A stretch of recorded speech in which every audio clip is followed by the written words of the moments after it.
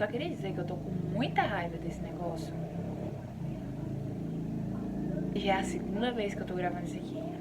É a segunda vez, eu não aguento mais ler isso aqui de tanto que eu já decorei essa história, mas eu vou fazer, porque eu sou brasileira e eu não desisto nunca. Vocês já sabem o que fazer, minhas redes sociais estão aqui na descrição todas. Se você veio do vídeo que eu postei no TikTok, comenta aqui, dá like no começo do vídeo pra ajudar. Compartilha esse vídeo com seus amigos que não conhecem, que gostam de casos assim, pra que eu ganhe inscritos e você ganhe amigos. Faz nem sentido isso. Blanche Monnier nasceu em 1º de março de 1849 na França. Ela vem de uma família muito conhecida e rica por lá, muito respeitada, que já teria ganhado prêmios de coisas boas que eles fizeram no bairro para que ajudasse. O pai da Blanche, ele era professor numa faculdade de artes muito conhecida. Ele morreu quando ela era muito nova, mas deixou uma herança assim relativamente gorda, né, para que eles vivessem bem durante muitos anos. O irmão da Blanche era um advogado também, muito famoso. Porém, né, diante disso tudo, dessas coisas boas que tinha na família dele, a Blanche nunca teve uma relação boa com a mãe dela. Ela teve anorexia quando ela era nova. E a relação com a mãe dela nunca foi boa e piorou com o tempo. A Blanche era conhecida por todos por ser uma menina alegre, feliz e que chamava atenção pela sua beleza e seu jeito de ser. Ela com seus cabelos castanhos, seus olhos, sabe, assim, menina de Ipanema. Em 1874, ela conheceu um advogado bem mais velho do que ela e mais pobre que ela. Só que ela amava muito ele e ela queria se casar com ele, ter uma vida com ele, né? Construir uma família. Só que, né, a senhora Monnier não gostou nada disso, porque ela alegava que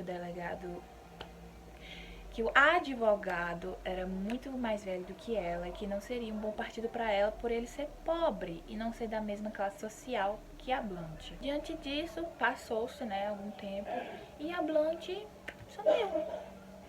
Ela simplesmente sumiu, desapareceu sem dar pista, sem dizer para onde ia. Ela simplesmente desapareceu.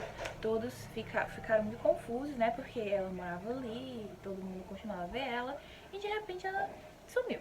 Nisso a história da Blanche ficou muito conhecida, né, ao redor ali do bairro, e todo mundo sabia que a Blanche tinha desaparecido, mas nisso foram se passando anos, meses, foram vindo novas histórias sobre ela, que ela teria sumido, que ela teria fugido, muitas coisas, mas ninguém sabia onde ela teria ido. Mas essa história, por mais que ela tenha se passado 25 anos essa história, ninguém nunca esqueceu ela por completo.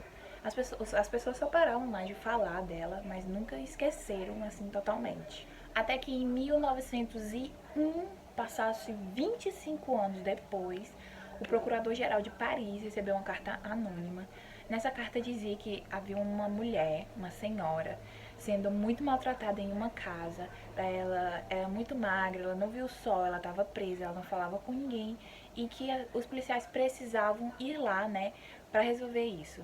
O procurador ficou bem confuso porque o endereço que tinha na carta era da casa da senhora Monnier. Ele ficou muito confuso, né, por a senhora Monnier não aparentar ser uma pessoa perigosa que faria isso com ninguém. Mas dentro disso tudo ele resolveu investigar, né, porque era acusações muito pesadas e ele tinha, né, que cumprir o papel dele de policial. Então eles foram lá, foram 3 policiais que foram na casa da dona Monnier. Chegando lá, eles bateram na porta por vários tempos e não foram atendidos. Passaram-se horas e horas e horas e eles lá esperando, até que a empregada veio e eu abri a porta e eles entraram e falaram que queria conversar com a senhora Monnier. Depois de muito tempo, ela desceu e foi conversar, né, com os policiais. Louise Monnier, né, como ela era chamada, nesse tempo tinha 75 anos, morava num bairro de alta classe, né, e os policiais viram ela lá e falaram assim: olha, a gente recebeu essa carta tem acusações e a gente veio investigar. Na hora ela ficou muito, assim, chocada. Ela falou que era total palhaçada, uma brincadeira de super mau gosto, que não tinha nada a ver, ela nunca faria isso com ninguém. Essa carta teria vindo de uma pessoa muito maluca na cabeça e que ela não tinha nada de errado na casa dela. Dentro dessa conversa, ela conseguiu convencer 2 policiais de que ela não tinha culpa de nada, que não tinha nada acontecendo ali. Porém, um dos 3 policiais não ficou totalmente convencido e resolveu pedir para ela para investigar a casa, né, para ver se tinha alguma coisa, ver se tinha algo suspeito, né, que levasse ela a ser incriminada dessa forma. A dona Munier, né, ela deixou que ele fosse investigar, porém ele teria que ir com a empregada, todo o tempo ali com a empregada, que ele não podia entrar em nenhum quarto. Diante disso, o policial foi lá, investigou todos os cômodos, até então a parte de baixo não tinha nada suspeito. Daí, só que eles começaram a subir as escadas. Quanto mais eles subiam as escadas, mais subia um cheiro horrível de coisa podre, um cheiro de coisa, sabe quando a gente molha alguma coisa e guarda, fica podre, quando a gente amarra o cabelo molhado, fica podre, muito específico. Diante disso, eles foram subindo, né? E quanto mais eles subiam, mais o cheiro piorava.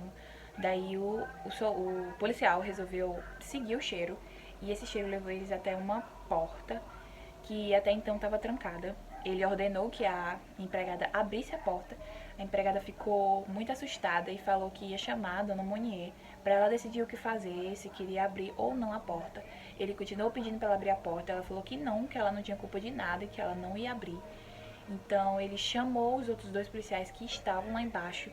Juntos eles arrombaram a porta e viram a pior cena que passou pela cabeça deles. Até então não tinha nada, só era um quarto escuro e muito fedido. Fedia muito. Um fedor que fez um dos policiais vomitar, pra vocês terem noção quanto pesado era o cheiro ali. Um local muito escuro, úmido e fedorento. Nesse local só tinha uma janela que estava coberta por um pano muito sujo e muito pesado. Na hora que eles foram lá abrir, quando eles abriram, eles viram em cima de uma cama de palha podre, fedendo, rodeado por frutas, carnes e legumes, totalmente apodrecidos e cheios de bichos, um corpo esquelético, totalmente magro, sem sangue, sem nada, mas ainda vivo. Por fim, eles acharam a Blanche, que no auge dos seus 49 anos ela pesava 24 quilos. Pensa que para uma senhora de 49 anos pesar 24 quilos. Vocês têm noção disso? Diante disso, um dos policiais desmaiou, que não aguentou ver a Blanche naquele estado. Vendo a Blanche ali, um dos policiais pegou e enrolou ela num pano e levou ela para um hospital. Quando chegou lá, eles deixaram ela lá, ela super calma, super tranquila, super feliz de ter saído, né, daquele lugar horrível. E até então eles precisavam de respostas de por que a Blanche estava nessa situação, por que ela estava trancada no porão da mãe dela, da pessoa que criou ela, né, a pessoa que deveria proteger ela. Até então, a Blanche não tinha pai, então as únicas testemunhas eram a mãe da Blanche e o irmão da Blanche. Então eles foram buscar o irmão da Blanche, que trabalhava numa escola perto, e pegaram o irmão dela e levaram até a casa. Quando eles chegaram da casa, né, na mansão Monnier, eles chegaram lá e se depararam com uma pessoa totalmente calma, que a dona Monnier tava. Ela tava de pijama, uma camisola, de chinelo de veludo, comendo torrada e tomando chá. Super tranquila. Sentaram os dois no sofá. Até então o irmão da Blanche só falava que ela era louca, que ela era muito agressiva e que ela que quis ficar lá. Que eles nunca forçaram ela a nada, que ela era totalmente louca, que nada do que ela estava falando era verdade, né? Mas os policiais tinham visto. E um dos argumentos dele era que a Blanche era muito agressiva, e por isso que ela escolheu ficar lá, longe das pessoas. Enquanto isso, no hospital, a Blanche estava demonstrando ser uma pessoa completamente diferente, super calma, né?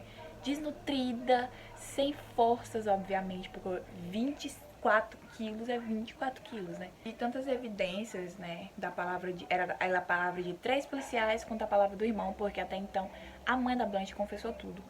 Falou que o relacionamento que ela tinha com o advogado não era...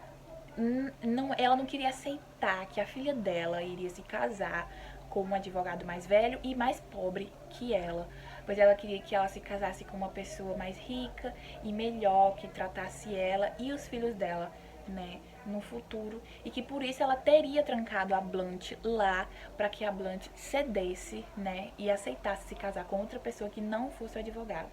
Mas a Blanche amava muito aquele homem, então ela nunca cedeu. Ela sempre falou que nunca iria deixar de amar ele e que ela sempre iria, né, estar com ele. Diante disso, a mãe dela se viu numa situação que ela teria que trancar a filha, não sei que noia foi que deu na cabeça dessa mulher, que ela viu que a única saída que tinha era trancar a filha dela no porão e deixar ela pra lá, pra morrer de fome durante 25 anos. O que que passa na cabeça do ser humano numa hora dessa, pelo amor de Deus? Ela contou, né, que numa tarde, a Blanche teria conversado com ela e falado que gostava muito desse homem. Então ela se viu no direito de dopar a filha dela junto com o irmão. Juntos eles pegaram a Blanche e prenderam ela lá em cima, né, no porão, e deixaram ela lá com uma alimentação horrível que nem um ser humano aguentaria. A Blanche relatou que ela muitas vezes comia restos da mesa, comidas podres.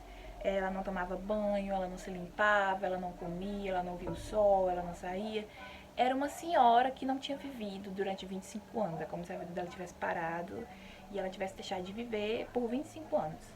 Detalhe, em 1885 o advogado morreu, o namorado da Blanche morreu, mas mesmo assim eles continuaram a deixar a Blanche lá, que só me deixa com mais raiva, tá? O motivo dela estar presa ali era o advogado morreu. Por que que vocês não deixaram ela sair? Né? O ser humano é incrível. A mãe da Blanche foi julgada e presa, mas depois de alguns exames souberam que ela tinha doenças cardíacas, então, né, transferiram ela para a enfermaria, onde ela morreu 15 dias depois. Nem para ficar presa essa mulher serviu. O irmão, né, o irmão dela foi jogado sozinho e foi condenado a quantos anos? 15 anos, pouquíssimo tempo. Por mim era prisão perpétua por fazer isso com a própria irmã. Enfim, o irmão foi julgado sozinho, foi condenado a 15 anos. Porém, algum tempo depois, ele, né, foi pra júri de novo e falou que ele não teria culpa de nada, jogou a culpa de tudo na mãe dele, né, em cima da mãe dele, que já estava morta, né, pra tu ver a índole da pessoa. Ele jogou a culpa toda em cima da mãe dele, falou que ele não tinha agido nenhuma vez com violência com a Blanche, não tinha ajudado em nada. Pra ele, a Blanche era uma pessoa que estava sofrendo, ai, a mãe dela não sei o que, e jogou a culpa toda pra cima dele, pra cima da mãe dele. E a cabeça das pessoas deu um tilt e resolveu acreditar nele e soltou ele, né? Pouco tempo depois, eu não sei quanto tempo de certo ele passou preso, mas pouco tempo depois ele foi solto. A Blanche, coitada, a morte dela tava na cara. Uma pessoa desnutrida, não via a luz do sol, ela não tinha vitamina nenhuma no corpo dela, ela não tinha forças, ela não tinha... O corpo dela era igual um corpo de uma pessoa morta. Ela tava morta, só tava viva, respirando ali. A Blanche, ela não tolerava a luz de jeito nenhum. Ela não conseguia olhar pra luz. O estado dela clínico com o tempo foi melhorando, pouca coisa, nunca muita coisa. Então, a cabeça dela nunca ficou assim no lugar, ela nunca ficou sã. Então, ela saiu do hospital e ficou internada em outro hospital psiquiátrico, que ela morreu 12 anos depois, em 1903. Eu sou horrível pra decorar datas. Existem duas teorias de quem mandou a carta, né, pro procurador-geral. A primeira que teria sido o irmão da Blanche, que teria mandado a carta antes da irmã morrer, pra ele não levar a culpa de tudo, né, e dar o argumento que ele mandou a carta para salvar a irmã dele, né, sendo que ele só queria limpar a barra pra ele. A segunda teoria é que um soldado que ajudava uma empregada lá teria mandado a carta porque soube da história e como os outros empregados, como vários outros empregados, teria ouvido os gritos da Blanche perguntando por que ela merecia isso, por que Deus deixava ela sofrer e por que ela tinha que ser presa. E muitas testemunhas, inclusive, que foram testemunhar, muitos deles eram empregados da casa que afirmaram que ouviram a Blanche gritando dias e noites gritando, pedindo por ajuda, né? Mas até então eles não se metiam, né? Porque era uma família da alta sociedade, não podia mexer, que não sei o quê. Me poupe. Enfim, não se sabe, né, de certo quem mandou a carta, só se sabe que foi um anjo de Deus ou não, se tivesse sido realmente o irmão da Blanche, né, foi um anjo de Deus ou não que salvou a Blanche, mas que até então, né, ela foi salva por essa carta. Se não fosse essa carta, ela teria provavelmente morrido lá, que ela já estava pertíssimo de morrer. Enfim, minha opinião sobre isso. Totalmente doido, história doida, história doida, história doida, história doida. Essa foi a história da Blanche. O caso da Blanche é um caso muito triste. Espero que vocês tenham gostado. Você já sabe o que fazer aí. Clique em todos os botões, menos o dislike. Menos o dislike, pelo amor de Deus. Clique em todos os botões aí, se inscreve, ativa o sininho, que eu sempre vou postar aqui. Detalhe, esse caso quem escolheu foi vocês lá no meu Instagram, que tá bem aqui, ou aqui, ou aqui, ou aqui, ou na descrição, vai estar em todo lugar aí. Enfim, na descrição tem um link pra você já ir direto pra lá, que foi vocês que escolheram. Eu sempre faço votação. E se você veio do TikTok, como eu já disse, comenta aqui que veio do TikTok, que daí eu sei, né, as pessoas que vêm do TikTok. No TikTok eu também posto um vídeo lá toda semana, perguntando e mostrando, né. Vocês escolhem no Instagram, eu posto no TikTok pra fazer divulgação e posto pra cá. Então é isso, um beijo e até a próxima.